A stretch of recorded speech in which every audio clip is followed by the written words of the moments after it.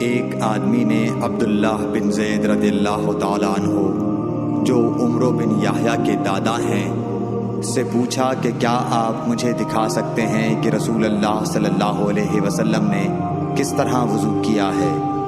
عبداللہ بن زید رضی اللہ تعالیٰ عنہ نے کہا کہ ہاں۔ پھر انہوں نے پانی کا برتن منگوایا، پہلے پانی اپنے ہاتھوں پر ڈالا اور 2 مرتبہ ہاتھ دھوئے، پھر 3 مرتبہ کلی کی، 3 بار ناک صاف کی، پھر 3 دفعہ اپنا چہرہ دھویا، پھر کوہنیوں تک اپنے دونوں ہاتھ 2 مرتبہ دھوئے، پھر اپنے دونوں ہاتھوں سے اپنے سر کا مسح کیا۔